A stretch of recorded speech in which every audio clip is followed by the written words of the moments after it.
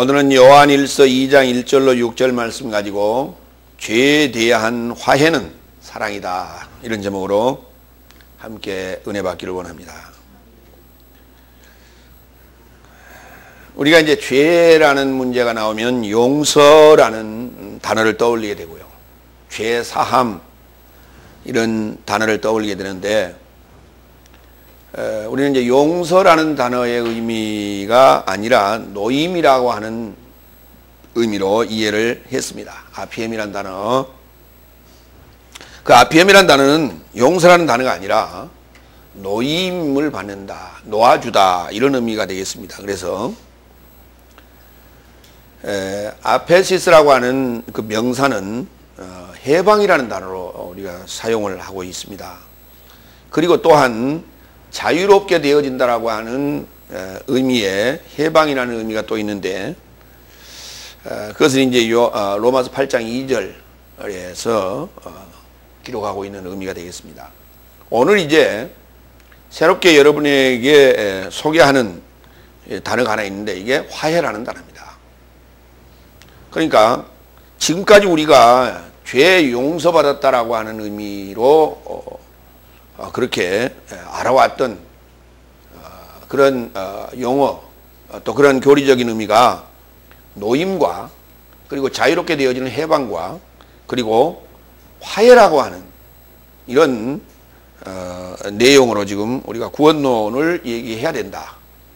그러나 지금까지는 우리가 용서라는 죄 사함이라고 하는 단어의 의미로서 더 이상 여지가 없는, 단절되어 버리고 또 마무리되어지는 그러한 단어로 지금까지 사용을 해왔었습니다. 그러다 보니까 죄라는 그 문제가 사실 성경적인 의미의 죄로 이해되지 않았다는 사실입니다.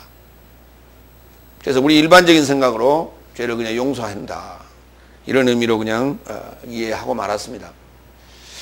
초기에는 아마 그랬을지 모릅니다. 죄라는 문제를 쉽게 이해시키고 그것을 또 우리가 이해하는 차원으로 설명하기 위해서 용서라는 단어를 사용했을지 모릅니다. 그러나 성경적 용어는 그렇지 않다라는 사실을 오늘 우리는 새롭게 다시 한번 확인하고 가는 시간 되길 바랍니다. 먼저 첫 번째 대지로서 2장 1절로 2절 말씀 가지고 죄에 대한 화해이신 위로자를 지닌 삶이다, 이런 의미로 나누겠습니다. 첫 번째, 우리 1절 다 같이 읽겠습니다. 나의 자녀된 삶이여, 너의 삶이 죄짓지 않게 하려고 내가 이런 삶을 너의 삶에게 쓰노라. 그리고 만일 누군가 죄지었다면 나의 삶은 아버지를 향하여 위로자 곧 의로우신 예수 그리스도를 지니고 있다. 표현이 좀 이상한 표현이 나왔습니다. 지닌다라는 단어인데요, 헬라어로는 그걸 에코라는 단어를 쓰고 이제 영어로 쓰자면 have에 해당됩니다. 가지고 있다, 이런 의미입니다. 위로자 곧 의로우신 예수 그리스도를 지니고 있다.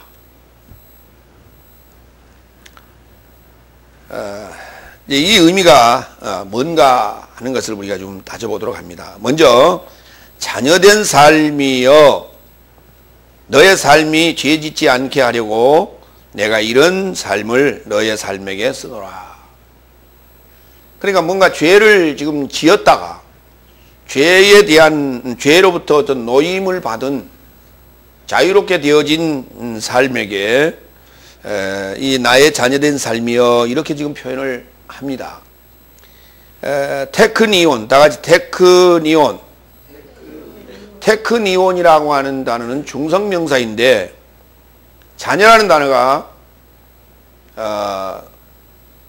티크토라고 하는 그 남성명사의 자녀가 있고, 이렇게 중성명사의 자녀가 있는데, 중성명사의 자녀는 요한복음에서 딱 한 번, 요한일서에서 7번 이렇게만 사용됐습니다. 다른 데서는 사용되지 않았습니다. 그러면 요한복음에서 사용된 부분을 좀 보도록 합니다. 요한복음 13장 33절 34절. 자녀된 삶이여, 내가 아직 잠시 너의 삶과 함께 있을 것인데 너는 너의 삶이 나를 찾을 것이다. 그래서 내가 유대인들에게 너희는 내가 물러가는 곳에 올 수 없다고 이런 것 같이 너의 삶에게도 지금 말하노라. 나는 너의 삶에게 서로의 삶을 사랑하게 하려고 내가 너의 삶을 사랑한 것 같이 서로의 삶을 사랑하게 하려고 내 계명을 주노라.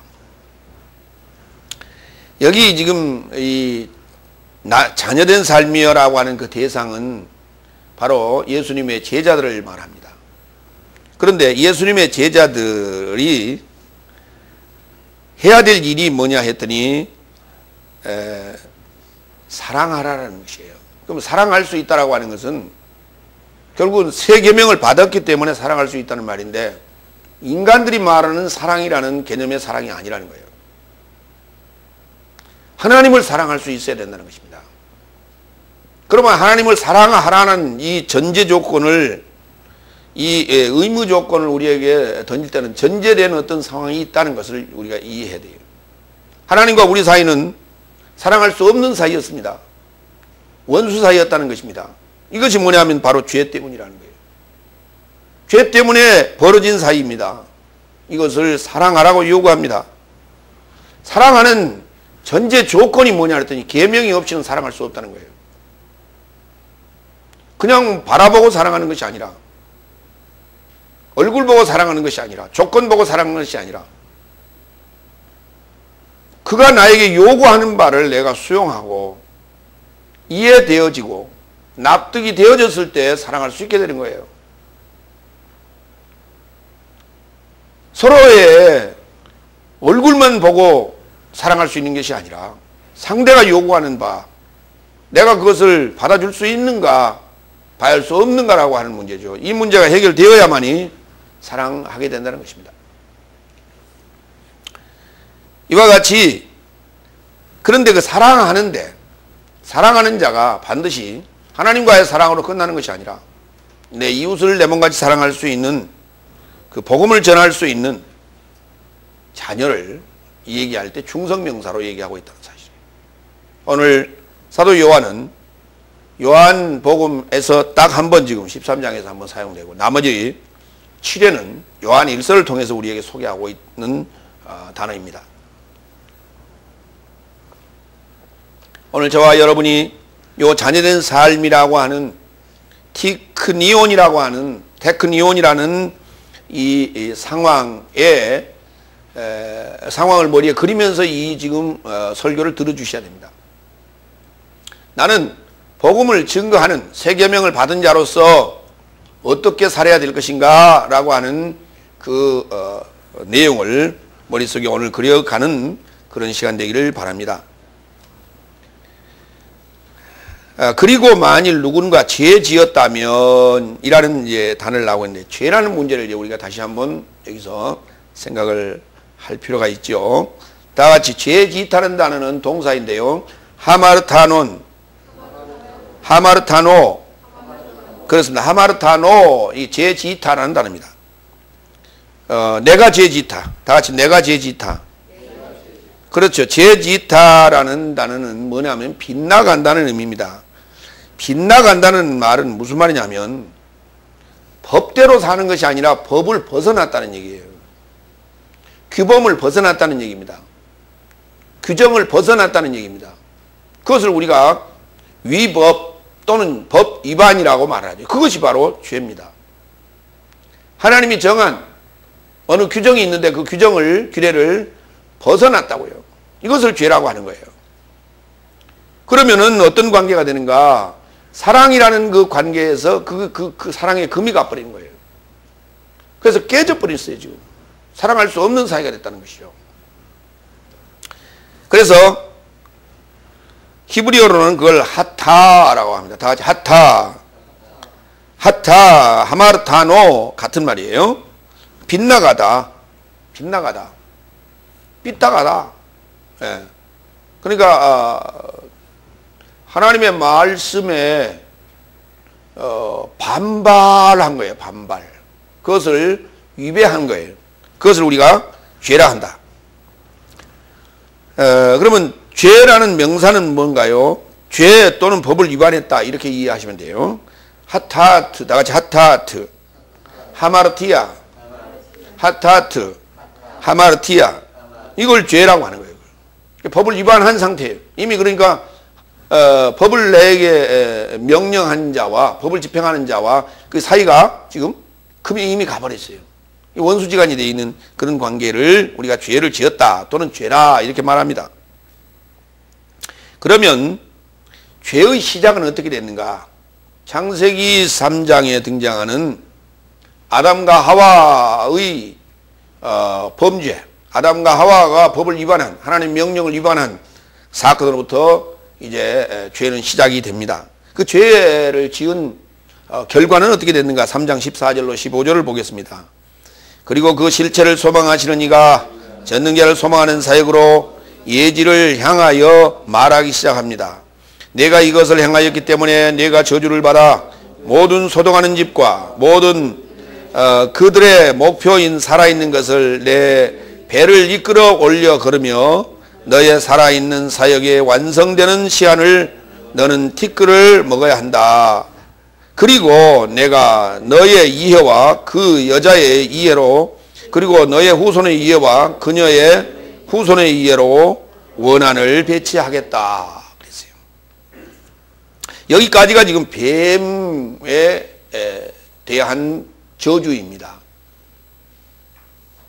뱀은 오늘 지금 범죄하게 된 죄를 짓게 된 당사자가 누군가? 뱀이라는 예지자 점쟁입니다. 그 뱀이라는 예지자와 그리고 아담과 하와 세 사람의 지금 범행을 지금 심판하시는데 뱀에게는 이와 같이 저주를 주었습니다. 그리고 여자의 후손과 원수가 되게 하겠다. 그런데 너는 배를 이끌어 올려서 걸어 다니라. 배에 있는 것을 끌어내서 계속 티끌을 먹으면서 살라 이런 얘기를 했어요. 그러니까 뱀이라고 하는 소위 그 점쟁이는 늘 좋은 것을 보면 하나님 같은 삶의 모습을 보면 하나님 같은 삶의 행동을 보면 배가 아파서 견딜 수가 없어요. 그래서 배에 있는 걸 자꾸 끄집어내서 그걸 토해서 얘기를 해야 되는 거예요. 그래서 사촌이 논을 사면 배가 아프다 하는 말이 있는데 그 말이 뭐냐? 이게 뱀적인 사고예요. 자, 두 번째로 갈까요? 이 두 번째. 그가 머리인 너를 깨뜨리고 너는 발꿈치인 그를 깨뜨리기 시작한다. 라고 하는 이 관계가 이제 원수 관계가 됐다는 얘기예요. 뱀이라고 하는 자가 아담과 하와를 자기의 수하에 두도록 만들어 놨는데, 자기의 종을 만들어 놨는데, 여호와께서는 그 관계를 원수 관계로 지금 만들겠다. 그래서, 여자의 후손이 이 발꿈치가 너 곧 너의 후손 너 머리인 너를 깨뜨리겠다. 그래서 머리와 발꿈치와의 전쟁을 지금 예고합니다. 16절 그가 그 아내에게 말하여 내가 너의 수고가 많아지도록 하고 수고로움 안에서 너의 수태가 내가 세우는 사역을 낳게 된다. 그리고 너의 사모함이 너의 남편을 향하고 그가 내 안을 통치한다 그랬어요. 남편은 열심히 일을 해야 되고 그리고 내 아내는 수태하는 일, 그래서 아들을 낳게 될 것이다. 그리고 여자 아내 너 하와는 사모함이 너의 남편을 향하고 그가 너 안을, 그 남편 아담은 하와의 안을 통치하게 된다. 그래서 지배자와 피지배자의 관계로 이제 바뀌게 됩니다. 동등한 사랑의 관계, 배필의 관계에서 이제 지배자와 피지배자 둘이는 이제 헤어지면 살 수 없는 그런 관계이면서 지배자와 피지배자의 관계로 바꿔놨습니다. 이것이 바로 하나님의 명령을 어긴 위반한 죄의 결과이다라고 하는 거예요. 이것이 바로 모든 인류에게 공평하게 주어진 하나님의 심판의 저주의 결과다. 이렇게 말씀드리겠습니다. 창세기 4장 7절로 갈까요? 그리고 만일 내가 엎드리는 죄를 끌어내기 위하여 선을 행치 않는다면 그의 사모함이 너를 향하고 죄가 너의 전체를 그 안에서 통치하기 시작한다. 죄라는 관계는 어떤 관계냐? 이게 법입니다. 법이라고 하는 것이 이제 들어왔는데 뱀이 준 법입니다. 그 뱀이 준 법이 뭐냐면 좋고 나쁨의 법이에요. 상대법이라고 하는데 그 법이 이제 너희 우리 인간에게 들어와서 우리를 지배하기 시작하는 거야. 통치하기 시작한다. 그러면 이것을 없애하는 방법은 선을 행해야 된다는 것이에요. 그 선을 행한다는 말이 무슨 말입니까? 하나님같이 되어야만 바로 죄로부터 우리가 해방받을 수 있다라고 하는 것입니다. 선을 행한다는 말이 그게 뭐냐면 남에게 좋은 일을 하느냐, 그것이 선한 것이다. 우리는 일반적으로 그렇게 알고 있습니다. 그러나 선한 자가 누구냐? 하나님입니다. 하나님같이 되어야만이 된다는 거예요. 상대법에서 절대법으로 바뀌어져야 된다는 것이에요. 그러니까 우리가 무엇을 행동을 어떻게 하느냐라고 하는 것이 아니라 뭘로 바뀌느냐예요. 어떤 생각을 가지고 어떤 모양으로 어떤 형상으로 내가 바뀌느냐에 따라서 죄로부터 우리가 해방되기도 하고 그렇지 않기도 하다. 성경은 그렇게 말합니다. 출애굽기 20장 20절 모세가 백성에게 이르되 두려워 말라.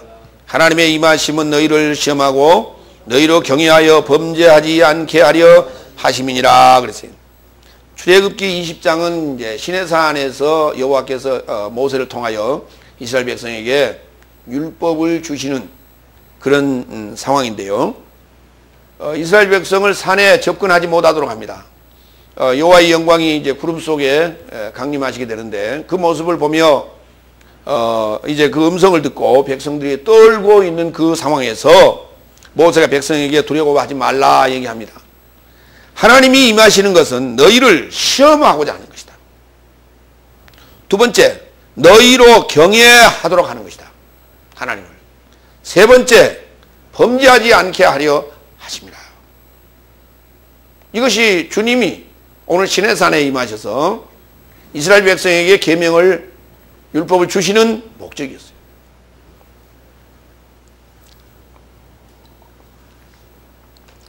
우리가 교회에 나옴으로 말미암아 교회에서 얻게 되는 받게 되는 그 율법 하나님 말씀은 바로 하나님의 임하심과 우리가 같은 의미로 이해가 할 수 있습니다. 우리를 시험하는 것이다.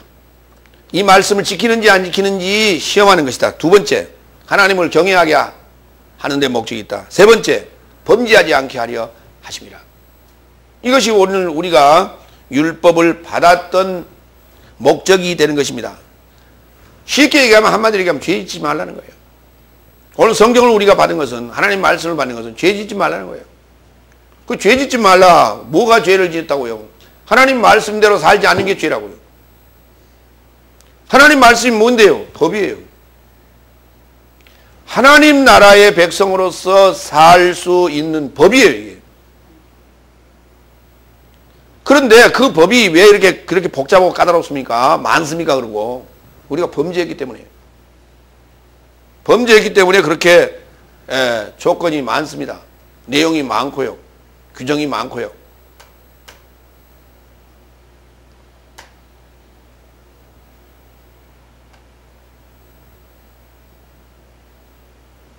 법대로 안 하니까 그런 거예요. 출애굽기 29장 13절로 14절 내장에 덮인 모든 기름과 간 위에 있는 꺼풀과 두 콩팥과 그 위에 기름을 가져다가 제단 위에 불사르고 그 수소의 고기와 가죽과 똥을 진 밖에서 불사르라. 이는 죄니라.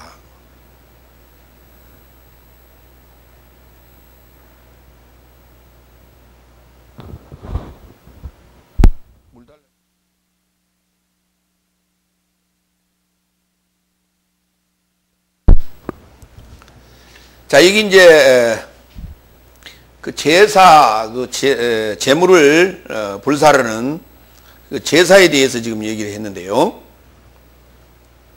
내장에 덮인 기름과 간 위에 있는 거풀과 두 콩팥과 그 위에 기름을 가져다가 제단에 불사르라.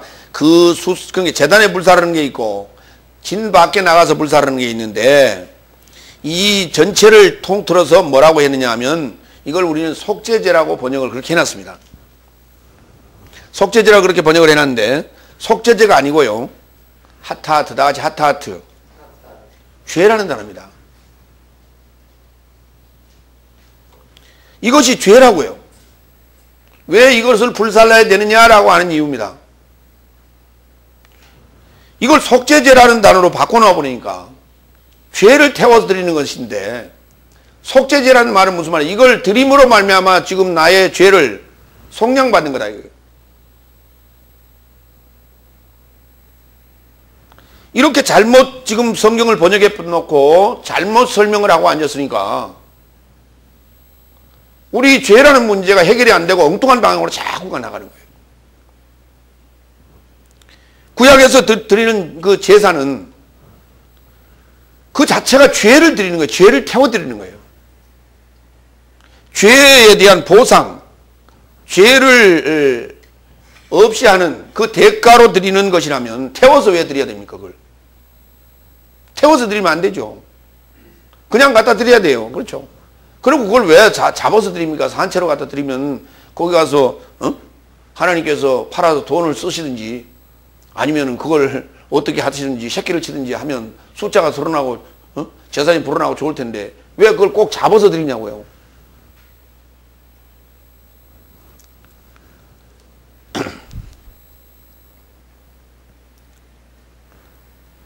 그래서 구약에서 속죄제라고 되어 있는 부분은 속죄제라고 되어 있는 건 하나도 없습니다. 전부 하타하트라는 죄라는 단어입니다. 그리고 죄를 속한다라는 얘기가 나오는데, 죄를 속한다는 얘기는 속한다는 얘기가 아니라 덮는다는 얘기예요. 그래서 구약에서는 죄가 사해질 수가 없습니다. 죄가 사해지는 것이 아니에요. 그래서 죄를 어느 일정 기간 동안 덮어놓는 것입니다. 하나님께서 간과하는 거예요. 좀 덮어놓고 그 기간이 차면 화해라고 하는 이 사건을 통해서 또 해방이라고 하는 사건을 통해서 우리를 죄로부터 벗어나게 하시겠다는 거예요. 그래서 죄에 대한 근본적인 지금 전체적인 개념 자체가 잘못 잡혀 있습니다. 나의 삶은 본문 봅니다. 나의 삶은 아버지를 향하여 위로자 곧 의로우신 예수 그리스도를 지니고 있다 그랬어요. 자, 거기 지금 전제가 그랬어요. 누가 만일 죄를 지었다면, 죄를 지었는데 이거는 죄를 안 지은 자가 있다는 것이 아니라 죄를 다 지은 겁니다. 만일 누가 죄를 지었다면 하고 전제를 가정법을 지금 앞에다 붙였는데, 누군가가 죄를 지었는데 나의 삶은 아버지를 향하는 위로자 곧 의로우신 예수 그리스도를 지니고 있다. 다시 말해서 죄를 지은 자에게 반드시 위로자 예수 그리스도가 있어야 된다는 것이에요. 나의 상황, 사도 요한의 상황이 되어야 된다는 것이에요. 이렇지 아니하고는 죄 문제를 해결할 수 없다고 지금 얘기를 시작합니다. 자, 그러면 예수 그리스도를 어떻게 지닌다는 표현을 하냐? 내가 섬긴다라고 한다든지 모신다라고 한다든지 그렇게 표현을 안 하고 왜 have, 에코라는 단어 가지고 있다, 지닌다라는 이런 표현을 쓰고 있는 거예요. 이게 현지형으로 썼어요. 마태복음 1장 21절부터 예수의 탄생과 또 예수님의 어떻게 탄생되는 그 상황을 우리는 지금 이해를 해야만이 이 부분이 이해가 될 거예요. 자, 먼저 마태복음 1장 21절 봅니다. 그래서 그가 아들을 생산할 것이요 너는 그의 이름을 예수라 초청할 것이다. 왜냐하면 그가 그의 백성을 그의 죄에서 분리하여 구원할 것이다 그랬어요. 자, 그가 아들을 생산할 것이요. 그런데 그는 누구냐면 바로 마리아를 얘기합니다. 마리아가 아들을 생산할 것입니다. 처녀가 잉태하여 아들을 낳게 될 것입니다. 그 처녀에 해당되는 마리아는 누구냐 하면 모반자라고 합니다. 그 모반자의 아들은 곧 모반자가 됩니다. 그러니까 마리아는 모반자가 되고 예수님은 모반자가 됩니다. 누구로부터의 모반인가? 죄로부터의 모반입니다. 죄의 법을 가진 자로부터의 모반입니다. 다음에 율법을 집행하는 후계는가 청지기로부터의 모반입니다. 그리고 헤롯 왕으로부터의 모반입니다. 우리 모두는 이 세 부류로부터의 모반을 꾀해야 됩니다. 그러한 여자입니다. 처녀여야 됩니다. 하나님의 신부여야 됩니다. 그 안에서 하나님의 말씀의 씨가 자라서 바로 아들 그리스도 예수가 탄생되게 되는 것이에요. 그를 이렇게 부릅니다. 예수라고요. 구원하는 실종이라고요. 예수라고요. 마태복음 1장 23절 연결합니다. 보라 처녀가 태안에 갖게 될 것이며 아들을 낳게 될 것이다. 그리고 그의 삶이 그의 이름을 임마누엘이라 초청할 것이다. 그것이 번역당하니 그 하나님께서 나의 삶에 결합되어 계신다. 이렇게 되어 있습니다. 우리가 이미 교회에 나와서 하나님 말씀을 받고 믿음 생활을 시작하게 되면 그때부터 하나님 말씀이 내 안에 들어와서 심겨지게 되고 그 말씀의 씨가 자라서 이제 하나님이 되게 되는데, 말씀이라고 하는 것은 하나님의 씨를 말하는 것인데 하나님의 씨가 내 안에 들어와 떨어져서 자라게 되는데, 그 자라게 되면 그걸 잉태라고 해요. 잉태되고 자라서 어느 순간에는 출산하게 됩니다. 그 출생하게 되는 과정을 오늘 지금 마태복음 1장 21절부터 23절에 기록하고 있는 거예요. 그런데 그 그리스도 예수가 탄생되는 그 대상이 누구냐 그랬더니 처녀라는 것입니다.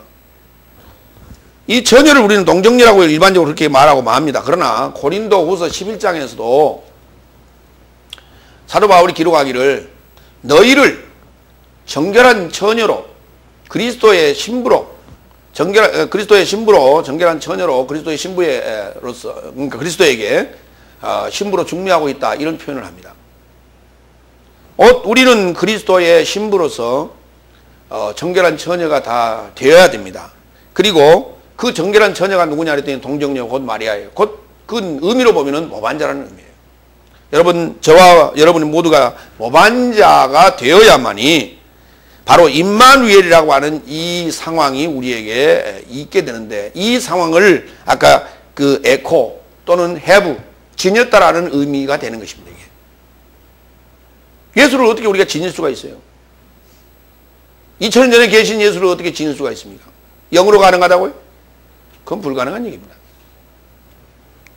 바로 저와 여러분이 처녀가 되어서 바로 임마누엘 그리스도 예수를 낳아야 됩니다.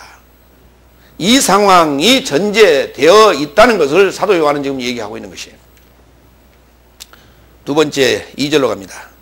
그리고 그는 나의 삶의 죄진 삶에 대한 화해이시다. 나의 삶에 대해서뿐 아니라 오히려 세상 전부에 대한 화해이시다. 자, 개역성경 이 부분 좀 볼까요? 2절 다 같이 읽겠습니다. 저는 우리 죄를 위한 화목제물이니 우리만 위할 뿐 아니라 온 세상의 죄를 위하심이라, 이렇게 해놨습니다. 예, 죄를 위한다는 얘기는 없습니다. 죄진 삶에 대한 화해이다. 이 단어 힐라스모스다. 힐라스모스라는 단어는 이게 화목제물이라고 번역하기는 어렵습니다. 그런다고 화목이라고 번역하기도 어렵습니다. 화목하다는 것은 이미 서로의 우애가 돈독하여진 상태를 화목이라고 합니다. 그러나 화해라는 것은 무엇을 얘기하냐면 벌어진 사이, 금이 간 사이, 원수된 사이를 하나로 다시 이렇게 좋게 만드는 그 상황을 화해라고 하는 것입니다. 오늘 그리스도 예수는 하나님과 우리의 사이를 돈독하게 하신 화해이십니다. 그래서 이 단어를 화해로 지금 바꿨습니다. 자, 그러면 화해에 대한 성경적 제스처, 화해에 대한 그런 표현들을 우리가 좀 찾아보도록 합니다. 말라기서 4장 5절로 6절 보겠습니다. 보라, 여호와의 크고 두려운 날이 이르기 전에 내가 선지 엘리야를 너희에게 보내리니 그가 아비의 마음을 자녀에게로 돌이키게 하고 자녀들의 마음을 그들의 아비에게로 돌이키게 하리라. 돌이키지 아니하면 두렵건대 내가 와서 저주로 그 땅을 칠까 하노라 하시니라. 말라기서는 이제 4장 5절 6절이 마지막입니다.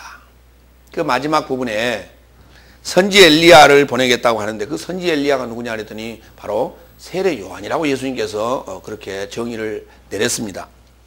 그 세례 요한인 엘리야를 보냈는데 바로 예수님 공생에 바로 전에 나타나서 그 길을 예비하신 이가 바로 세례 요한입니다.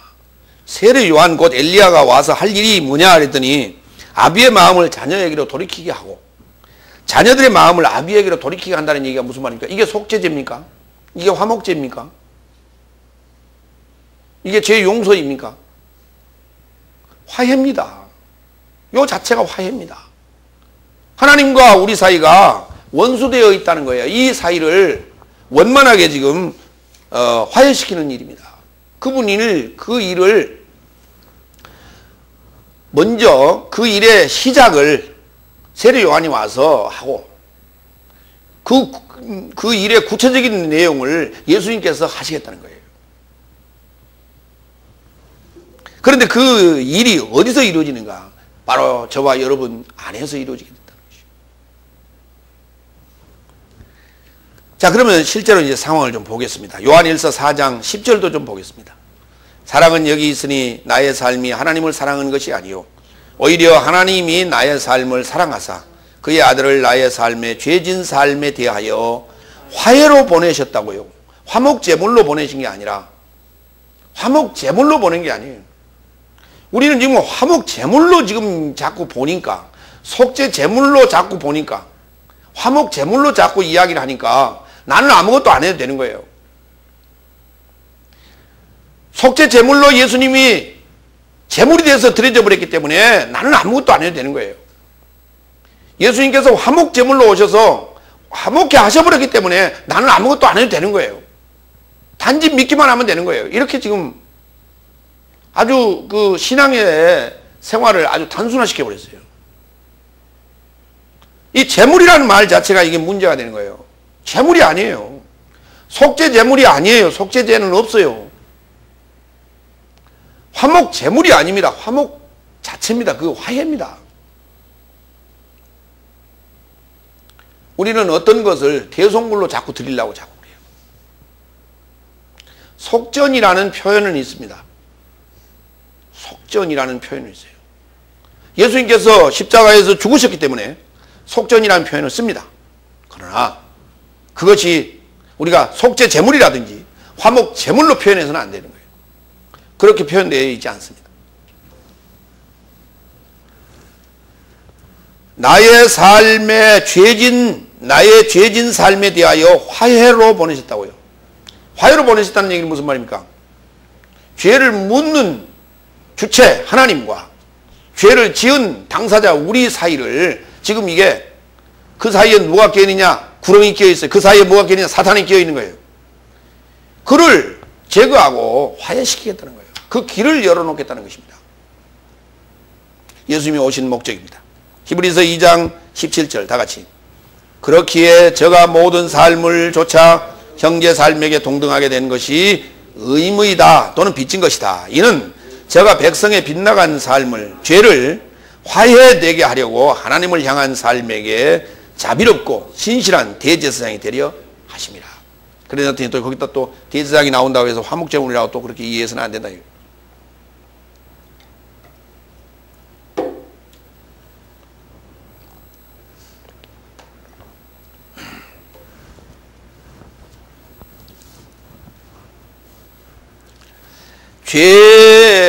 우리가 죄진 삶에 대해서는 이제 그 표현상의 문제인데 초월이라는 의미를 쓰기도 하고요. 또 화해라는 의미를 쓰기도 하고 그 다음에 노임이라는 의미와 그리고 해방이라는 의미로 우리가 이해해야 된다. 다 같이 죄로부터 초월. 그러니까 죄로부터 초월됐다는 얘기는 무슨 말이냐면 죄 지었다는 얘기는 내가 상대법을 가졌다는 얘기인데 상대법에서 절대법으로 초월하는 것이에요. 죄와 사망의 법에서 생명의 성령의 법으로 내가 해방되는 거예요. 자유롭게 되는 거예요. 하나님의 그 사단의 손아귀에서 나를 노임받게 하는 거예요. 종의 신분에서 노임받게 하는 거예요. 그리고 하나님과 원수된 사이를 화해시키는 거예요. 그러니까 화해라는 얘기는 쌍방간의 문제예요. 초월이라는 문제는 지금 형이 하학적인 차원에서 형이 사학적인 차원으로 도약하는 문제예요. 그다음에 죄와 사망의 법으로부터 생명의 성령의 법으로 우리가 이렇게 넘어간다는 것은 어떤 과정을 통과하는 얘기란 말이에요. 그러니까 과정을 통과하는 의미에서는 해방이라는 말을 썼고, 다음에 나의 생각이 초월되는 문제로서는 이 상대법에서 절대법으로 초월했다는 의미를 쓰고 있고, 쌍방간의 문제는 화해라는 말을 쓰고 있고, 이렇게 지금 상황에 따라서 단어를 그렇게 쓰고 있는 것이지, 그걸 죄 용서 또는 죄 사함이라고 얘기해버려서는 안 된다는 거예요. 두 번째 대지로 넘어가겠습니다. 요한일서 2장 3절로 4절입니다. 계명을 지키고 진리를 알아가는 신앙. 우리는 아는 것이 지금 이게 신앙의 목적입니다. 아는 것. 세 번째, 3절을 다 같이 읽겠습니다. 그리고 나의 삶이 그 계명을 지킨다면 그를 알았다는 것을 이로써 나의 삶은 알고 있노라. 그러니까 여기 알았다는 단어가 자꾸 나옵니다. 알았다는 것을 나의 삶은 알고 있노라. 이런데 안다는 의미가 뭐냐? 안다는 의미가 다 같이 지식을 갖는다는 것입니다. 왜 지식이라는 단어를 여기서 이렇게 중요하게 생각하고 있을까요? 표현하고 있을까요? 예수님께서 말씀합니다. 유대인은 표적을 구하고 헬라인은 지혜를 구한다 하였습니다. 오늘 우리의 신앙은 정적인 헬라적인 신본주의적인 그런 신앙에서, 정적인 신앙에서, 표적적 신앙에서 이제 지식적 신앙, 지혜를 구하는 지적인 신앙으로 발전해야 됩니다. 이것을 초월이라고 얘기한다. 형이 하학적인 사고에서 형이 사학적인 차원으로, 다시 말해 상대법에서 절대법을 가진 그러한 초월적인 신앙이 된다. 이것을 우리가 지식이라고 하는데, 이거는 바로 계명을 지킴으로 말미암아 이루어지는 것이다. 이렇게 사도 요한은 얘기합니다. 죄를 지은 것은 다른 법을 우리가 알았다는 얘기입니다. 다른 법을 알았다는 얘기는 다른 법을 내가 이해했다는 거고 다른 법을 받았다는 얘기가 됩니다. 다시 말해 그 법에 내가 지배를 받고 있다는 얘기가 되는 것입니다. 그런데 계명을 지킨다는 것은 뭐냐면, 계명이 뭐냐 그랬더니 거룩하고 의롭고 선하다고 로마서 7장 12절에 정의를 합니다. 바로 계명을 지킨다는 것은 하나님을 지킨다는 얘기인데, 하나님을 내가 지킨다는 얘기인데, 그 법을 지킨다, 하나님 법을 내가 지킨다는 얘기인데, 주를 통하여 아버지를 아는 것이, 이로써 화해가 가능한 겁니다. 이로써 화해가 가능한 거예요.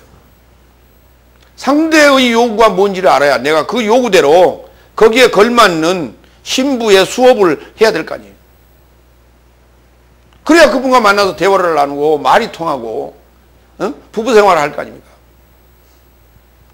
그런데 우리는 그분이 무엇을 원하는지, 그분이 나에게 어떤 수준을 요구하는지 이걸 알지 못하니 그분은 나를 신부로 맞이하지 않겠다는 얘기입니다. 그런데 그 부분을 맞춰주려고, 하나님의 요구가 뭐라고 하는 것을 우리에게 알게 하시려고 오신 이가 바로 그리스도라는 거예요. 그래서 그리스도를 내가 보혜사로 지니고 있어야 그분이 원하시는 수준에, 내가 신부의 수준에 도달하게 되는 거예요. 이것이 목적이다. 그래서 화해라는 단어를 쓰고 있는 것이다. 창세기 3장 5절부터 이 안다는 단어에 대해서 좀 우리가 이해를 좀 해야 됩니다. 창세기 3장 5절, 이제 뱀이 하와를 유혹하는 장면인데요. 그 부분을 좀 자세히 보겠습니다. 왜냐하면 전능자를 소망하는 사역을 알기 때문인데, 내 사역의 분깃으로 나온 너의 사역이 먹을 시한 안에서 너의 사역이 눈이 스스로 열려져 좋은 것과 나쁜 것을 알고 있는 전능자를 소망하는 사역처럼 되기 때문이다. 이게 이제 하와를 유혹하는 대목이에요. 동산 중앙에 있는 나무의 실과를 먹지 말라 하더냐 그랬더니 하와가 그렇습니다. 만지지도 말고 먹지도 말라 그랬다. 그렇게 얘기를 하니까, 그렇게 하신 이유가 뭔 줄 아느냐? 그것은 전능자를 소망하는 사역을 그걸 먹으면 알게 되기 때문이다. 알게 되기 때문이다. 그런데 나의 사역의 분깃으로부터 나온 너의 사역이 그것을 먹게 되면, 내가 주는 것을 먹게 되면 너의 눈이 열려져서 좋은 것과 나쁜 것을 알게 된다. 그걸 알고 있는 전능자를 소망하는 사역처럼 되기 때문에 먹어라, 이렇게 요구합니다. 그러니까 에덴 동산 중앙에 있는 좋고 나쁨의 실과, 이걸 우리 일반적으로 선악과라고 부릅니다. 그 좋고 나쁨의 실과를 먹지 못하게 한 이유가 있느니라. 그것은 다른 게 아니고 하나님처럼 되기 때문이다. 전능자를 소망하는 사역처럼 되기 때문이다. 그럼 전능자를 소망하는 사역이라고 하는 그 하나님이라는 그 하나님이 뭐냐 그랬더니 바로 좋고 나쁨의 지식을 가지는 거예요. 좋고 나쁨의 지식을 가졌다라고 하는 것이 이게 뭐냐면 상대법이라고 합니다. 좋고 나쁨이라고 하는 것은 상황에 따라서, 시대에 따라서 그 마음가짐에 따라서 다 달라지는 거예요. 좋고 나쁨이라고 하는 것이. 그럼 좋고 나쁨이 결국은 이게 상대법인데, 좋다고 하는 자가 나쁜 자를 평가하게 되는 것이고, 또 나쁘다고 하는 자는 또 상대적으로 그걸 평가하게 되는 거예요. 그래서 이쪽은 저쪽을, 저쪽은 이쪽을 서로 평가하게 되는 거예요. 이런 법을 우리가 상대법이라고 합니다. 그래서 좋고 나쁨이라고 하는 그 기준 자체가 절대적 기준이 없습니다. 선과 악이라고 하는 절대적 기준이 없는 거예요. 잘 살고 못 살고 하는 절대적 기준이 없는 거예요. 이와 같은 것으로 아담과 하와에게 먹이고 그 지식을 넣음으로 말미암아 하나님과 이간질을 시켰어요. 그래서 하나님은 좋아 보이고 나는 나빠 보이고, 하나님은 늘 원망하게 되고 나는 늘 부족하고, 이런 관계로 만들어놨어요. 그래서 늘 하나님을 원망하게 돼 있어요. 이게 바로 뱀의 작전이었다. 이게 이제 뭐냐면 다른 법을 알았다는 얘기예요. 이거 안다는 단어가 지금 두 번이나 나옵니다. 전능자를 소망하는 사역을 알기 때문이다. 그 다음에 좋은 것과 나쁜 것, 길흉을 알고 있는 전능자를 소망하는 사역처럼 되기 때문이다. 근데 그 좋은 것과 나쁜 것을 알고 있는 전능자를 소망하는 사역이라고 하는 이게 누구냐 그랬더니 이게 뱀이에요. 이게 여호와가 아니라 뱀이었던 것이에요. 하나님이 가진 법은 절대법이에요. 선만 알고 계세요. 그분은 아는 대로 행하시는데요. 그러나 좋은 것도 행하고 나쁜 것도 행하는 자가 누구냐? 이게 뱀이에요. 그러니까 뱀의 지식을 집어넣은 거예요. 그래서 뱀의 지식을 먹지 말라 했던 거예요. 그거 먹으면 죽는다고요. 요한복음 6장 44절로 46절.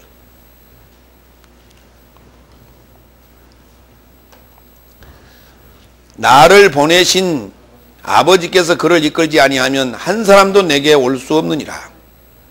그리고 내가 그를 최후에 일으키리라. 그는 선지자 삶에 기록되어 있으니 하나님의 모든 가르치는 삶이 있을 것이니 그런즉 아버지 곁에서 듣고 배운 자는 모두 내게로 오느니라. 하나님 곁에 있는 자가 아니면 누가 아버지를 보아온 것이 아니요 하나님 곁에 있는 이 자가 아버지를 본 것이니라. 이 말이 무슨 말이냐? 계명을 지킨다면 그를 알았다는 것을 이로써 나의 삶은 알고 있노라. 지금까지 지금 하나님의 계명을 받기 전에는 사단을 알았습니다. 뱀을 알았습니다. 그렇기 때문에 뱀의 종이 되었는데, 하나님의 계명을 지킨다면 이제부터는 하나님을 알게 되는 거예요. 그를 알게 되는 거예요. 그런데 내가 하나님의 계명을 지킴으로써 내가 하나님을 알았다는 것을 나의 삶은 알게 되는 거예요. 아하, 내가 알았습니다. 이걸 알게 되는데, 계명을 지킨다는 얘기는 무슨 말이냐면 예수님이 오시기 전까지예요. 예수님이 오시기 전에 내가 계명을 지키게 됐다는 얘기인데, 그런데 계명을 지킨다면 그를 알았다는 것을 아직 모릅니다. 계명을 지키고 있을 때는. 그러나 주님을 만나는 순간, 아하, 내가 계명을 지켜왔다는 자체가 하나님을 안 것이었구나. 이걸 알게 되는 거예요. 바로 이 자가 누구냐? 지금 보혜사 성령인 그리스도 예수를 몸에 지니고 있는 자란 말이에요. 그런데 이 말을 지금 요한복음 6장 45절에서 설명하기를 하나님의 모든 가르치는 삶이 있을 것이니 그런즉 아버지 곁에서 듣고 배운 자는 모두 내게로 오느니라, 이런 표현을 썼어요. 이 말은 무슨 말이냐면 아버지 곁에서 듣고 배운 자, 곧 계명을 지키는 자를 얘기합니다. 그러니까 청지기 아래서 계명을 지키는 자는 바로 내게로 올 수 있다. 주님을 알아볼 수 있다. 주님이 오셨을 때 그렇게 얘기합니다. 왜냐하면 그 법 자체가 거룩하고 의롭고 선하기 때문에 그렇습니다. 그러니까 거룩하고 의롭고 선한 법을 늘 받아서 내가 가지고 있는 그 조건 납품의 법, 사단이 줬던 그 법하고 둘을 비교하는 거예요. 그래서 이건 아닌데, 이건 아닌데. 이 법을 나에게 주시고 나를 이 지금 사망의 몸에서 나를 건져낼 자가 누군가 하고 그를 기다리고 있는 자라면 주님이 오셨을 때 금방 알아볼 수가 있는 거예요. 이 자를 뭐라고 했냐? 아버지 곁에서 듣고 배운 자는 다 내게로 오느니라, 이렇게 예수님 말씀하신 거예요. 근데 왜 이 말씀을 하시는가? 요한복음 6장에서 서기관 바리새인 유대인들이 예수님을 영접하지 아니하고 예수님을 배반하고 배척하기 때문에 그런 얘기를 하신 거예요. 너희가 하나님의 계명을 지키고 있는 자라면 반드시 나를 알았을 것이라. 이걸 아버지께 배웠다고 지금 얘기하는 거예요. 왜냐하면 그 계명을 주신 이가, 계명을 주신 이고 만드시고 집행하신 이가 아버지거든요. 근데 그 사실이 바로 임마누엘이라는 입장으로 이해를 하셔야만이 아버지께 듣고 배웠다, 이렇게 말할 수 있는 거예요. 왜? 46절에 그렇게 얘기합니다. 하나님 곁에 있는 자가 아니면 누가 아버지를 보아온 것이 아니요. 하나님 곁에 있어야 되는 것이에요. 우리가 계명을 받았다는 것은, 계명을 지킨다는 얘기는 하나님 곁에 있다는 얘기예요. 하나님 가까이 있다는 얘기예요. 근데 하나님 멀리 있다고 생각하고 있어요.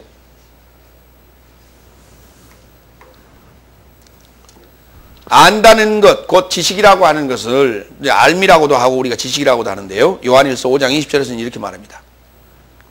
또 아는 것은 하나님의 아들이 이르러 나의 삶에게 지각을 주사 나의 삶이 참된 자를 알게 하시는 것과 또한 나의 삶이 참된 자 곧 그의 아들 예수 그리스도 안에 있는 것이니 그는 참 하나님이요 영생이시냐. 참된 자를 알게 하신 것, 그 말이 무슨 말이냐?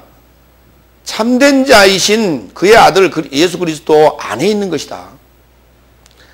이걸 우리가 지식이라고 그래요. 이걸 우리가 알미라고 그래요. 참된 자 그리스도 예수 그리스도 안에 있는 거예요. 예수의 기름 부음 안에 있는 거예요. 지금 내가 보혜사를 지니고 있는 이 상황이란 말이에요. 이 상황이 알미요, 이 상황이 곧 참 하나님이요 영생이라, 이렇게 말하는 것이에요.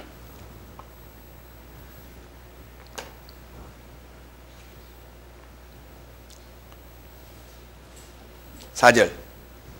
그를 알았다고 말하는 자가 그의 계명을 지키지 않는다면 거짓말쟁이요 진리가 그 안에 없다.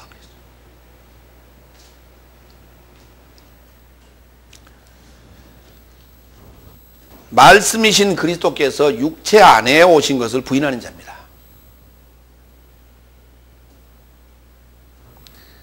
자, 예수 그리스도 보혜사를 내 몸에 지니고 있다라고 하는 이 입장으로 전부 이해를 해 가셔야 돼요. 그런데 마찬가지로 말씀이신 그리스도께서 육체 안에서 나타나셔야 되고 육체 안에 그렇게 오신 것을 부인하는 자가 바로 거짓말쟁이에요. 진리가 없는 자입니다. 자, 그러면 그 상황을 연결해서 보겠습니다. 요한복음 8장 43절로 45절로 읽겠습니다. 어찌하여 내 말을 알지 못하느냐. 거기 알다는 단어 또 나옵니다. 그렇죠? 내는 내 말을 들을 수 없음이로다. 너의 삶은 마귀 아비에게서 난 삶이니 너희 아비의 정욕을 너의 삶도 행하려 하는도다. 저는 시작부터 살인자요 진리가 그 안에 없으므로 진리 안에 서지 못한 것이라. 그가 거짓을 말할 때면 자기 삶에서 난 것으로 말하나니 이는 그의 아비가 거짓말쟁이더라. 그래서 내가 진리를 말하였어도 너희가 나에게 믿지 아니하였다 그랬어요. 아담과 하와가, 저와 여러분이 처음 태어나면서부터 좋고 나쁨의 지식을 받았어요. 좋고 나쁨의 지식으로 알게 되는데, 그렇게 알고 있는 자, 그렇게 지금 살아가는 자를 뭐라고 얘기하느냐면 마귀의 자식이라고 얘기합니다. 그는 진리를 말하지 않기 때문에, 왜냐하면 상대법이라고 하는 건 진리가 될 수가 없어요. 상황에 따라서 변하기 때문에 진리가 될 수가 없는 거예요. 절대법을 가진, 계명이라고 하는 절대법을 가진 자가 아니라면 다 마귀의 자식이에요. 거짓말장이에요. 진리가 그 안에 없다고 말합니다. 그는 시작부터 살인자요, 거짓말장이라고 말합니다. 이와 같이 말씀이신 그리스도께서 그 안에, 육체 안에, 그 안에 오신 것을 부인하는 자예요.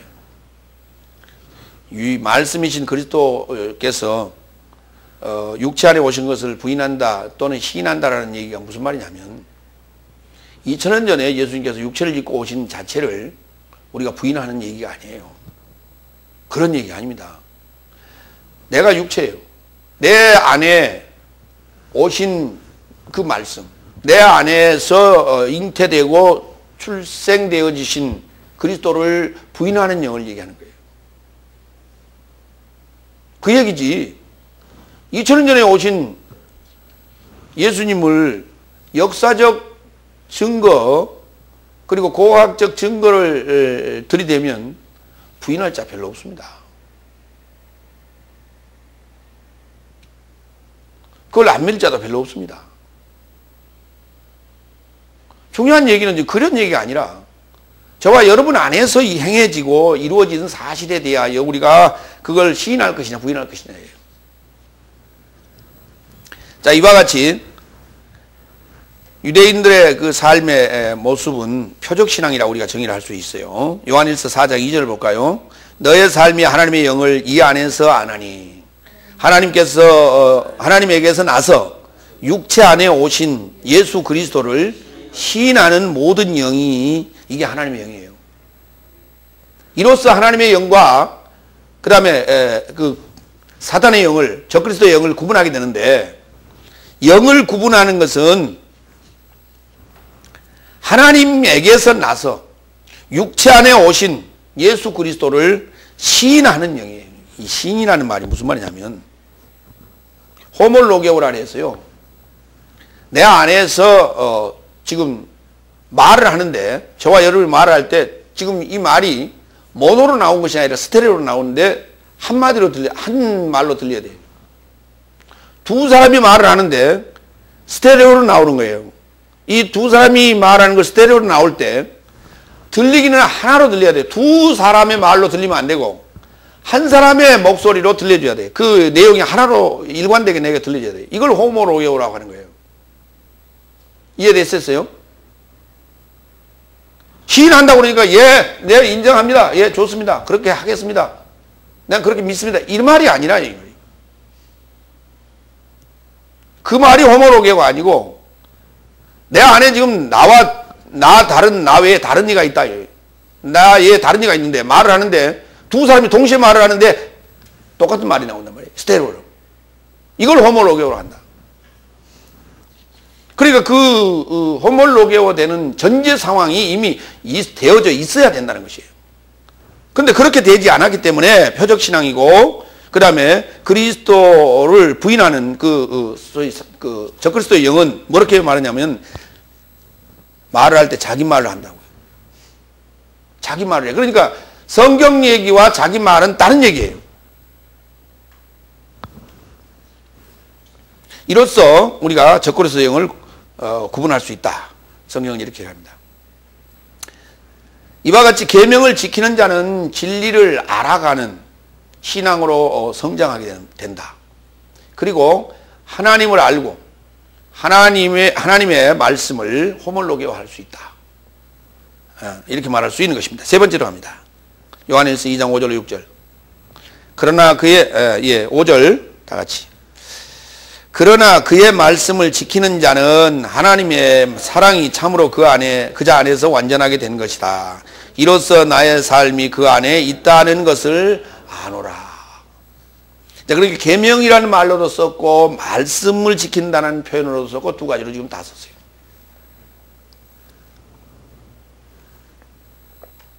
그런데 왜 계명이라는 말로도 쓰고 3절에서는 계명이라는 말을 쓰고 5절에서는 말씀이라는 단어를 썼을까요? 계명이라는 단어를 쓴 것은 우리가 죄와 사망의 법 아래 있을 때의 상황을 지금 얘기하고 있는 것이고, 말씀을 지킨다는 말은 지금 6째 날, 7째 날을 말하고 있다. 이렇게 이해하시면 되겠습니다. 말씀이라고 하는 것은 하나님의 시입니다. 그 하나님의 시가 로고스인데요. 로고스는 미완료인 하나님이라고 요한복음 1장 1절에 기록합니다. 그리고 말씀 안에는 빛이 있었는데 그것은 사람들의 빛이요 또 생명이라 이렇게 얘기했어요. 생명이라. 그러니까 말씀이 곧 하나님이요 빛이요 사랑이요 생명이고 영이라 그랬어요. 근데 그것이 이제 영이라는 말은 증거가 된다는 것이에요. 이 상황들이 안에서 이루어진, 저와 여러분 안에서 말씀이 떨어져서 이제 하나님으로 성장하는 그 과정을 이제 설명하고 전해줘야 되는데 그걸 우리가 복음이라 합니다. 반드시 그건 전해야 됩니다. 그것을 우리가 영이라고 하는데 그 영으로서 생명으로서 사랑으로서 그것이 승화되고 그렇게 전달되어지고 나타날 때 우리는 그것을 흐레마라고 합니다. 다 같이 흐레마. 그러니까 말씀이 성장하면 하나님이 되고 빛이나 사랑이나 영이나 생명으로 드러나게 되는데 그 드러난 것을 흐레마라고 하는 것이에요. 그 흐레마를 완전한 지식이다. 완전한 알미다. 이렇게 말하는 것이에요. 그러면 성경이 우리에게 원하는 목적은 뭐냐? 하나님이 우리에게 원하는 목적은 뭐냐? 말씀이 이해되어져 가지고 완전한 지식으로 토해낼 수 있는 상태까지를 말하고 있다. 이것을 구원이라고 말하고 있다. 그러니까 성경을 자유자재로 설명할 수 있어야 된다는 얘기예요. 성경을 설명할 수 있어야 돼요. 그 자를 완전한 사랑이라, 완전하게 되었다. 말씀이 완전하게 되었다. 그걸 우리가 사랑한다. 이런 표현을 쓰는 거예요. 근데 하나님은 사랑이라 하면서 부자 청년이 예수님께 물었죠. 계명 중에 어느 계명이 가장 큽니까? 하나님을 사랑하라. 이게 첫째는 계명이에요. 둘째도 이와 같으니 내 이웃을 내 몸같이 사랑하라 그랬어요. 그러니까 하나님을 사랑하는 자라면 반드시 이웃을 사랑해야 돼요. 근데 하나님은 우리를 사랑하실 때 뭘 줬냐? 말씀을 줘서 자기처럼 되도록 했어요. 말씀이라는 씨앗을, 하나님의 씨앗을 우리에게 줘서 하나님처럼 되도록 해서 이게 사랑이에요. 우리가 그러면 이웃을 사랑하려면 동일하게 우리도 하나님이 우리에게 행하신 것처럼 나도 말씀을 그에게 줘서 씨앗을 뿌려서 그도 성장하게 해가지고 나와 동등하게 만들어줘야 되는 거예요. 이것이 사랑이에요. 근데 지금까지 우리는 어떻게 사랑해왔어요? 주여 하나님을 사랑합니다. 할렐루야. 이웃을 사랑합니다. 툭툭툭툭. 이게 사랑이라고 생각했어요. 배고프세요? 밥 먹으러 갑시다. 추우세요? 와다는 사드릴게요. 이게 사랑이라고 생각했어요. 그건 사랑이 아니에요. 그건 인간이라 이롭게 할 뿐이지 하나님이 원하시는 사랑이 아니라는 거예요. 그건 계명이 아니에요.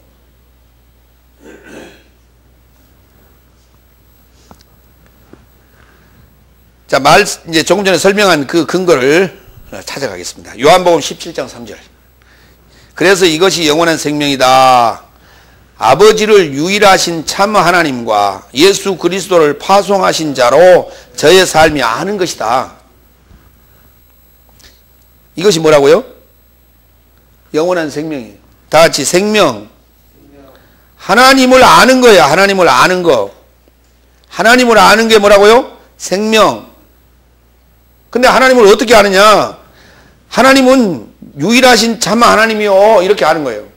그리고 예수 그리스도를 우리에게 파송하신 분이다. 이렇게 알고 계신 거예요. 그런데 예수 그리스도가 어떻게 탄생하셨다고요? 육체 안에 오셔서 탄생하시게 된다는 얘기예요. 그 사실을 알아야 돼요. 우리가 지금까지 알던 역사적인 사건으로 아는 것이 아니라 육체 안에 오신 사건으로 이해되어야 되고 임마누엘이라고 하는 사건으로 내용으로 이해되어져야 돼요.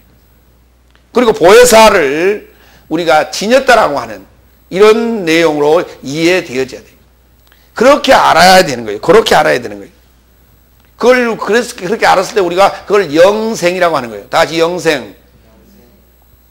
여러분 잘 생각해 보세요. 영생이 뭐예요? 내가 생명을 얻었다. 구원을 얻었다는 얘기는 생명을 얻었다는 얘기인데, 내가 생명을 얻었다는 얘기는 내가 생명이 되었다는 말인데 어떻게 생명이라고 얘기할 수 있어요? 그러면 내가 생명이 되었다는 얘기는 생명이 아닌 자와의 차이가 있어야 되는 거예요. 생명인 자와 생명이 아닌 자와의 분명한 차이가 있어야 돼요. 무슨 차이가 있습니까? 오늘 지금 교회 다니는 이들이 생명을 가졌다고 얘기하는데 그 생명을 가진 자와 비그리스도인 생명이 없다는 자와의 차이가 뭐냐고. 무슨 차이가 있어요? 그가 가지고 있는 지식의 차이가 얼마나 있어요? 비그리스도인들이 성경을 읽으면 동일하게 그리스도인과의 차이가 없어지네요. 왜? 이렇게 알고 있어요. 그리스도인도 이렇게 알고 있거든. 기록된 성경대로 알고 있거든. 그런데 기록된 성경이라는 그 성경이 번역된 성경이에요. 그렇기 때문에 이것을 읽으면은 이 내용을 숙지하고 있다면 그리스도인과 비그리스도인 같아지게 돼요. 그런 정도의 차이를 얘기할까요? 이거 읽었냐 안 읽었냐의 차이예요? 아닙니다. 그 정도의 얘기를 얘기하는 게 아니에요. 이게 이해되느냐 깨달아졌느냐의 차이예요. 우리가 믿는다고 하는 것은 그겁니다. 깨달은 그 성경 말씀, 하나님이 본래적으로 우리에게 말씀하시고자 하는 그 의도대로 우리가 이해되고 깨달은 것을 지금 우리가 믿음이라고 얘기하는 것이지, 이거 읽고 믿습니다 한다고 이게 믿음이 아닌 거예요. 왜냐하면 성경대로 우리가 읽는 것은 역사적으로 이해하는 거예요. 지금 역사적으로 이해하는 건 그거는 믿는 건 쉬워요. 그러나 성경이 말하는 본질대로 저와 여러분 안에 이루어진 사실로 이걸 믿어줘야 돼요. 이거 쉬운 일은 아닙니다. 결단코 쉬운 일이 아닙니다. 왜? 내가 해야 될 일이 남아있기 때문에 그렇습니다. 그러나 역사적으로 우리가 믿는 예수는 내가 해야 될 일이 그렇게 중요하다고 생각하지 않습니다. 그렇게 의무감으로 와닿지 않습니다. 빚쟁이로 와닿지 않습니다. 지금 교회 다니는 성도들이 내가 예수를 믿고 구원 얻었으니 나는 빚쟁이다. 나는 정말 하나님의 나라를 증거해야 되는 의무를 가진 자다. 군대 가는 것처럼, 납세하는 것처럼, 교육 받는 것처럼, 근로하는 것처럼 이렇게 의무를 가지고 사는 사람이 몇 명이나 됩니까? 그런 빚쟁이의 심정으로 사는 자가 몇 명이나 되냐고요. 전도하는 이에게 물어보세요. 왜 전도하세요? 그랬더니 이렇게 얘기합니다. 즐거우세요.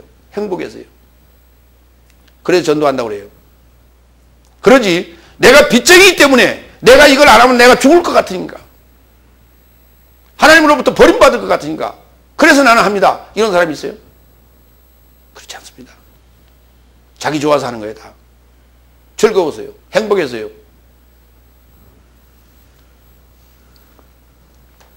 그게 행복하고 즐거운 일인데 왜 그러면 안 하는 사람은 왜 안 합니까? 나는 그 행복을 못 느꼈기 때문에. 또 그리고 겁나서요. 두려워서 못 하는 거예요. 이건 당연히 우리가 해야 될 의무고, 또 이 말씀대로 완전한 지식이 이루어지면, 사랑이 이루어지면 당연히 하게 돼 있어요. 입으로 튀어나오게 돼 있어요. 요한복음 6장 63절. 살리는 것은 영이요 육은 아무데도 필요하지 않다. 내가 너의 삶에게 이런 말이 곧 영이요 생명이라. 요 말이라는 단어가 이게 흐레마예요. 다 같이 흐레마. 그렇습니다. 그러니까 로고스 말씀 백날 읽어봐야 이게 흐레마가 아니에요. 이걸 설명해 줘야 되고 이해되어졌을 때, 사랑으로 영으로 증거됐을 때 그걸 우리가 영이요 생명이라 하는 거예요. 그러니까 주님의 상태, 사도들의 상태, 그 상태를 우리가 영생이라 말하는 겁니다.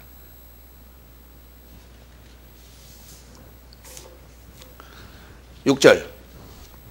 그의 안에 거하려 하는 자는 저가 활보하는 것 같이 그도 이같이 행함이 의무이라고요. 의무. 이게 빚진 것이라고요. 반드시 지금 상황이 남아있어요. 야고보 사도도 얘기했죠. 행함이라고 하는 거, 믿음 뒤에는 반드시 행함이라는 게 있다. 행함이 없는 믿음은 죽은 믿음이다. 전제했지 않습니까? 그 행함이라고 하는 것이 사랑을 실천하는 행함이죠. 그런 것이지 율법 아래에서의 행함을 얘기하는 게 아니에요.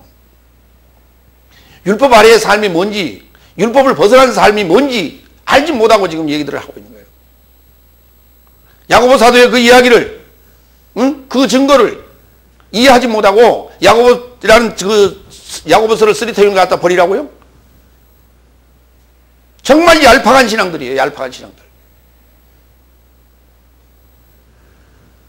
그 안에서 거하려는 자는 저가 활보하는 것 같이 그도 이같이 활보하는 것이 당연한 의무라는 거예요.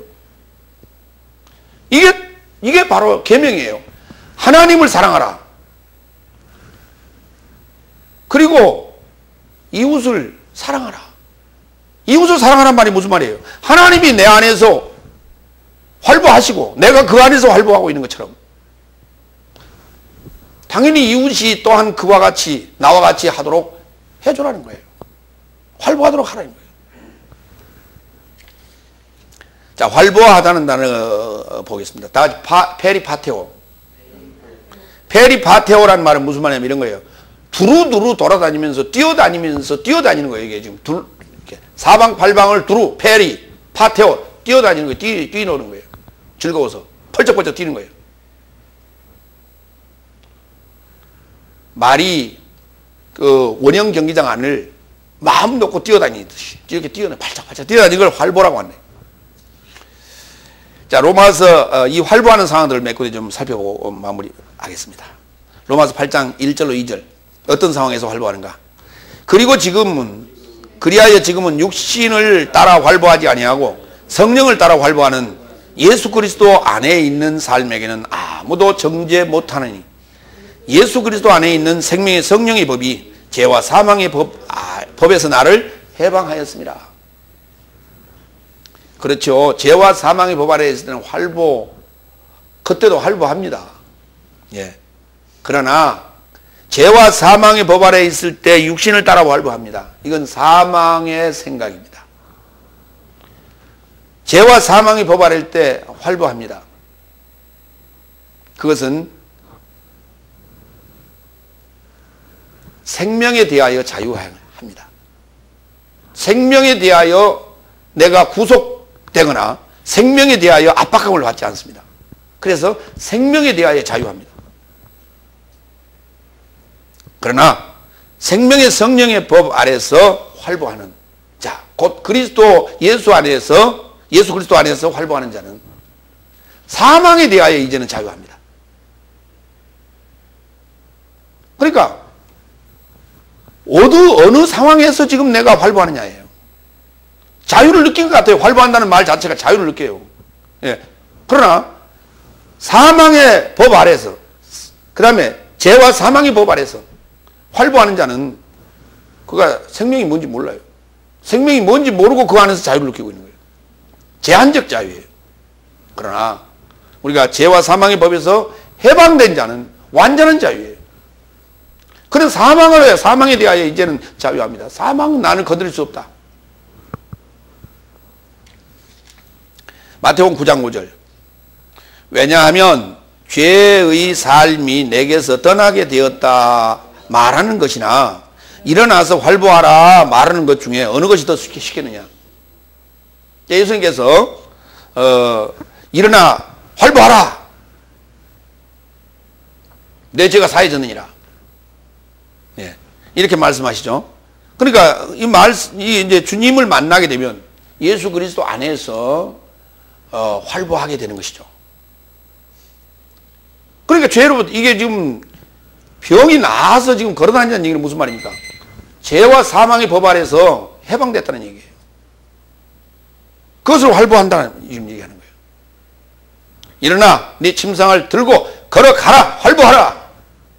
그 자가 뛰어가겠습니까? 걸어가겠습니까? 활보하지 않겠습니까? 활개치고 손을 들고 할렐루야 노래 부르며 찬송하며 가지 않겠습니까? 그 모습이 지금 일반적인 우리 육신의 병을 지금 나아주는 게 아니다 말입니다. 육신의 병, 우리가 육신의 병이 있을 때 자유하지 못하죠. 마음대로 활보하지 못하지 않습니까? 그것을 우리가 이해하도록 한 거예요. 그렇게 비유해서 설명하고 있는 것이에요. 마태복음 11장 5절로 6절. 눈먼 삶이 쳐다보며 절름발이가 활보하며 문둥병이 깨끗함을 받고 기머거리 된 삶이 들으며 죽은 삶이 일으킴을 받고 가난한 삶이 복음을 받고 있다. 그러므로 만일 내 안에서 실족되지 않는 자는 행복한 삶이다. 자이다. 내 안에 들어오게 되면 이렇게 되는데, 이렇게 되는 자는 절름발이 아니란 말이에요. 실족되지 않는다고요. 절름발이는 뛰지를 못해요. 그게 실족한 자예요. 그런데 내 안에 들어오게 되면, 나와 하나 되게 되면, 내 법을 받게 되면, 나를 받아들이게 되면 그 자는 계명을 지키는 자예요. 계명을 지켜왔던 자이기 때문에 받아들일 수 있어요. 여러분이 받아들일 그 자가 누굽니까? 여러분이 받아들일 그 자가 누구예요? 그 자를 예수님은 인자라고 표현하고 있어요. 인자로 표현하는데, 인자가 누구냐면 사람의 아들이라는 얘기예요. 주님의 모습을, 주님의 상태가 되어져서 복음을 들고 여러분 앞에 나타난 자는 사람의 아들로 나타나 있다. 그런데 그 사람의 아들을 하나님의 아들로, 하나님으로 받아들여야 된다는 것이 우리의 믿음이에요. 그게 쉬운 일입니까?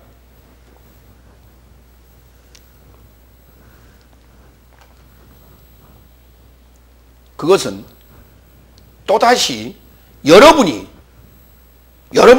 복음을 들고 나갔을 때 또다시 상대가 여러분을 하나님의 아들로, 예수 그리스도 안에 있는 자로, 생명의 성령의 법을 가진 자로 받아들여야 돼요. 그걸 마음으로 믿어줘야 돼요. 이거 쉬운 일이 또 아니에요. 그래서 사람들은 미련하지 않습니다. 사람들은 뭔가를 들을 때 그 상황에서 아멘 하는 것이 아니라 벌써 머리를 굴려서 이걸 내가 지금 이 상황을 내가 받아들이면 다음 상황이 있는데 라고 하는 걸 벌써 거기까지 계산합니다. 그래서 설명하거나 이해시키는 차원, 설득하는 그러한 설교보다는 그 순간순간에 아멘으로 끝날 수 있는 설교들을 하는 거예요. 그게 후계론과 청지기들의 사역입니다. 그러나 오늘 그리스도의 장성한 분량에 이르고 그 흐레마를 내놓는 그 완전한 지식에 도달하게 된 자들은 설득한다고 그랬어요. 그래서 반드시 설득해내야 됩니다. 여러분이 설득을 당하지 않았다 하더라도, 이 순간에 당하지 않았다 하더라도 여러분 스스로가 자신을 설득하고자 하는 노력이 필요해요. 이 설교의 말씀, 이게 1시간 지금 10분이 넘었는데 이걸 이 시간에 다 이해된다는 건 어려운 얘기예요. 그렇기 때문에 말씀을 한 주간에 계속 들으시면서 이 말씀에 의하여 여러분이 설득 당해 주시기를 바랍니다. 요한복음 11장 9절로 10절. 예수께서 대답하시되 낮이 12시가 아니냐. 누가 만일 낮 안에 활보하면 이 세상의 빛을 보기 때문에 부딪히지 아니한다. 그러나 누가 만일 밤 안에서 활보하면 빛이 그 안에 없기 때문에 부딪히느니라. 그렇습니다. 오늘 우리가 안다는 것은, 지식을 받는다는 것은 빛을 내가 가지는 것과 똑같습니다. 낮에 거하는 것과 똑같은 거예요. 낮의 아들이라, 빛의 아들이라 이렇게 되는 거예요. 내가 빛이고 내가 빛 안에 거하고 내가 빛이기 때문에 우리가 부딪힐 이유가 없죠. 실족할 이유도 없고요. 예, 안 보일 이유도 없습니다. 이해 안 갈 이유도 없습니다. 내가 바로 길이고, 내가 바로 빛이고, 내가 바로 생명이고, 내가 바로 영이고, 주님이 나를 받아들이라고 요구합니다. 그 주님을 여러분 지니시기 바랍니다. 그분을 하나님과 나의 화해자로, 중보자로 받아들이시기 바랍니다. 그렇게 지니고 있다는 사실을 믿기 바랍니다. 이것이 바로 사랑이에요. 이것이 하나님을 사랑하는 일이에요. 말로는 하나님을 사랑한다고 말로 하면서 실제로는 믿지 않고 있는 게 우리 현실이에요. 그러니 하나님과의 사랑이 이루어지지 않고 그 결과가 나올 수 없는 거 아니겠어요? 말씀이 하나님이요, 빛이요, 사랑이요, 생명이요, 영으로 이렇게 성화시켜서 완전한 지식으로 흐레마로 토해내야 됩니다. 그렇습니다. 시작 안에 말씀이 미완료로 있다가 하나님으로 드러나게 되는데 바로 그리스도 예수, 복음이요, 사랑이요, 생명이신 화해의 중보자로 드러나게 됩니다. 이 안에는 지금 상태도 있고 사역적인 그 행위적인 부분도 있습니다. 바로 이러한 것을 나의 삶이 믿고 지키는 것, 그리고 그 안에서 활보하는 것, 이것이 바로 그리스도의 삶이에요. 바로 우리가 죄로부터 해방된다라고 하는 것, 해방됐다라고 하는 것은 반드시 이와 같은 그 삶의 체험과 경험과 또 이루어진 모든 것들을 증거하는 활보하는 삶이 있기를 부탁을 드립니다. 기도하겠습니다.